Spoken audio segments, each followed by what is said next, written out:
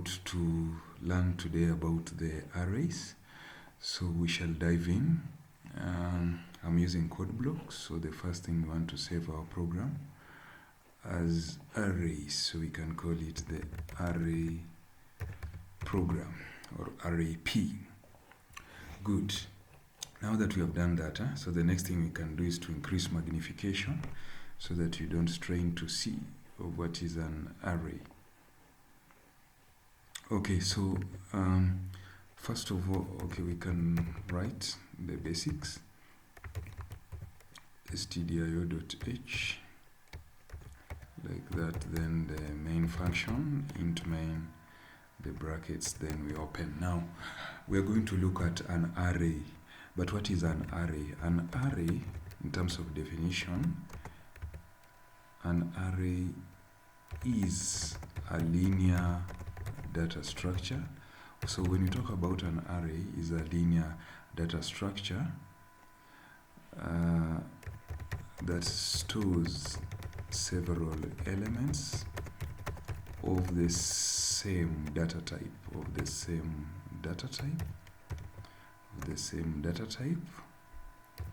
under a single or single name in a contiguous fashion.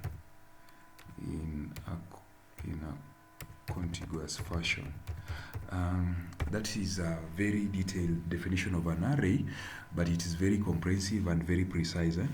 It tells you what an array is. When you're talking about an array, it's a data structure, but what type of data structure? It's a linear data structure. So when defining an array, it's important for you to bring out the aspect that it is a data structure. However, we have so many data structures that are not linear. So you must bring out that it's a linear data structure, meaning it stores data like a chain, like one chain link chains to the other, and so on. So when defining an array, the key thing is that it's a linear data structure that stores several elements. So an array will store several elements, but these elements must be of the same data type. So if an array is of an integer data type, then all elements in the array must be integers. If an array is a series of characters, then all elements in that array should be characters. Okay, so that is very important to bring out that one, so that if an array is storing elements of double data type, so if you declare an array of double data type, then all the elements in that array must be of double data type. Another thing to remember about an array is that an array, we have some, I can go to the way we declare an array. How do we declare an array? Now, that one I'm going to do it in a practical way. So let's say that I want to store an array. Let's say that I have a ticket, int ticket. Okay, then I'm going to store 5 tickets. I'm going to have like 5 tickets. So the array is a data structure, so it's going to hold how many elements? Maximum of 5. Now, when you declare an array to store maximum of 5, now here we call it the size of the array. When you talk about the size of the array, is how many fixed elements will the array hold. So usually, not usually, is that the rule. The rule is that the size of the array is an integer. So meaning that here, the number here should be an integer. Okay, so the size of an array is an integer. So in this case, I have declared an array by the name ticket of integer data type and size 5. What this means is that I can store elements here of integer data type up to a maximum of 5. Now, the elements in an array, we can assign the elements in 2 ways. One of the ways to assign elements in an array is to assign them in a static manner. So meaning as the programmer, you just assign them in a static manner. However, you can also allow the user to provide the element, okay? So in this case, I'm going to assign the elements in a static manner. So to assign the elements, we are going to have here the curly braces or the braces. Now, so let's say I had a ticket number 32, another one ticket number 7, ticket number 9, ticket number 18. So those are how many? Those are 4. And ticket number 3, those are 5. So meaning it can store 5. However, it will still be valid if I just have here only 3 elements, okay? Because it will mean an array of size 5, it simply means the element should be less or equal to 5. So meaning it can even have just 1 element. It can even have just 2 elements. But you must understand what that will mean. We shall demonstrate. So if I declare the array of size 5 and I only have 2 elements, what will happen is that the compiler, the software, will autofill the other unprovided or unfilled element with zeros. Okay? So in most cases, you should only declare an array of the size you want, because you will be wasting space. So remember that main memory is a resource. So, and resources must be used in an efficient manner. So I'm going to write a simple program, because I'm writing from the assumption that you are beginners. So this array program is simply going to display the element, okay? So we can have here and say element 1. Now, there is another thing that you must understand about arrays. In arrays, the position of the element is known as the index. Okay? So the indices or the index. And the index, if you are a bit familiar with IT, is that the index starts 0. So this means that the array is size 5, but the index will run from 0 to 4. Many beginners usually get confused, but you shouldn't be confused. The size of the array, in this case in 5, it simply means how many elements can the array store at the maximum. So this means that the array can store at the maximum 5 elements. So we call it the size of the array, and it's usually captured here in the square brackets, okay?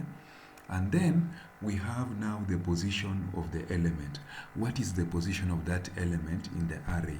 The position of the element in the array, we call it the index, okay? And the index starts from 0 all the way to n minus 1. So meaning n here is the size of the array. So if the size of the array is 5, the last element will be n minus 1. In this case will be 5 minus 1, so which will make it to be 4. So here we can say that printf element 1. So then being C, you must tell the function you are expecting to output what data type. So you must have a format specifier. So that's why I'm having %d, meaning I'm expecting to output an integer. And then I'll put here the variable that I want to extract from. In this case, it's the data structure, the array. But since it is an array, I must specify that I want to extract the element at position 1, index 1, okay? Now, so from here, I'm going to return 0 and run it. Now, if you are a beginner, I'd advise you to do the simple program like that, so that you only have one.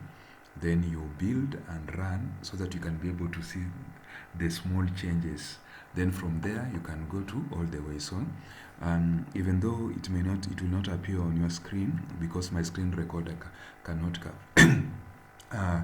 is not set to capture the Windows Windows CMD pop-up. So it's saying element 1 is 32, and correctly is 32, okay? So meaning the array is okay.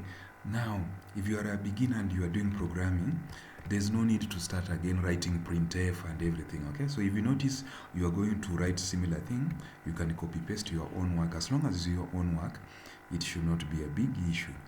Okay, then here it will be element 2, and then just in terms of spacing, because I want everything to be like on one thing, then here it will be now it will be index 1. Index 1 will be here there is a problem with the nini. Okay, now that one is okay. So now sorry, now here is this one means index 1. Index 1 will be the second element. It's just n minus 1. It's a simple thing, so it should not be very complicated. So I want to output all the elements. So here I can go to element 3, and here it will be index 2. So it's very easy. It's just n minus 1 to get the right index. Now here is element 4, and here it will be index 3. It's just the same. Now for you to properly understand array, you must have understood working with variables, because it will become easier. So you should not start with array, you should start with variables. Now the fifth element, so here is 5. The fifth element will be n minus 1, so it will be index 4. Okay. Now, so from there, I can be able to output. Now, I want you to understand that this is not the recommended way of outputting the elements. Usually, we use loops, okay? So, we use loops to circle through the array data structure in a continuous manner and just output them instead of doing it manually, because you can assume a scenario where you have 300 elements in an array. Definitely you do not want to type 300 printfs, okay? So we usually use a loop. However, I do not want to introduce a loop at this point in time. So at this point in time, I just want you to understand the array program in a simplified manner before we can be able to introduce loops. So as we go on, we shall be using loops to store and also display the elements in an array. But for now, we are going to output them using, now here we can put \n so that after displaying, it doesn't remain on the same line. It is pushed to the next element of the array, or the next statement is pushed to the next line. Okay, so we can build, then we run, and when we run, the output gives us element 1, 32, element 2, 7, element 3, 9, element 4, 18, element 5, 3. Okay, so when you run this program, when you will be able to run this program, allow me to just reduce magnification a bit. When you run this program later on your own, okay, so when you run this program on your own, what will happen is that it will display all the elements. Okay, so we are doing it manually. This is not the recommended way of doing it. Okay, this is not the recommended way of doing it, because we normally use a loop to store and output. However, as a beginner, I would like to keep things a bit easier for you. Then we can integrate other things as we go on. So it will be able to display the elements. Okay, but now I want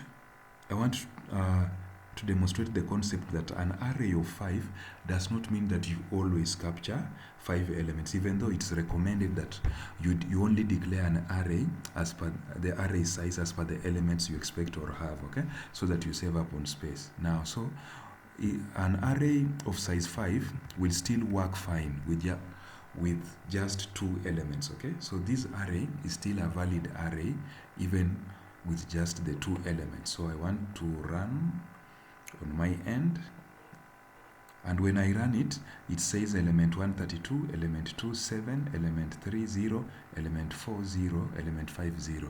Now the reason why it is displaying these 2 32 7 and these ones are 0 is because the software or the compiler will autofill for you the undeclared or the unprovided values or elements as zeros. Okay, so they'll just be set to 0. So they exist only that they have been set to zeros. Okay, so however, as a good practice, you should only declare an array, the size of array that you need.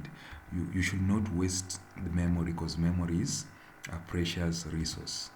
Okay, so memory is a precious resource. So as a programmer, you have a duty to ensure that the resource, which is main memory, is used prudently. So meaning, if you know you are just expecting 2 elements, then your array should be of size 2. So if you should only use size 5 or so on. This one does not mean that the last one must be size 5. It's only that in my example I've used 5, because I wanted to demonstrate it manually. So when you run it, you'll be able to run. So that is a program to that is a program of an array program of integer data type. But this array is one-dimensional array. Okay, so it's a 1D array. So this is a 1D array. And here we have been extracting the elements. So here we have been extracting or displaying the elements, but doing it in a sequential manner, line by line. The recommended way is to use a loop. At this point in time, we are not using a loop. For emphasis, #include is a preprocessor directive. Preprocessor means it has to run. So this one runs first before the user code runs. Okay, so the compiler will run this file first before the user code. Remember, the user code runs after the main function. Okay, so this one has a preprocessor directive #include, and it has the library function or the library code stdio.h. This is the main function, and this is the return 0. Of course, the main function can also be written as void main void, but I usually prefer this one because it is easier. By the time we reach functions, it is a bit easier for everybody to understand how functions work. Okay, so I can take it down like that so that it appears well. Now, this is a simple array program. Instead of me pumping or packing, loading so much things in one class or in one program, I would like you to start easy. You master the basics. Okay, so in the next lesson, we are now going to do a bit of array operation, so that, for example, you can add element 1, you can add element 1, element 3, you can multiply element 2, element 4, and so on. You can divide, you can find remainders, and so on. So for now, we stop there. See you in the next class. Thank you.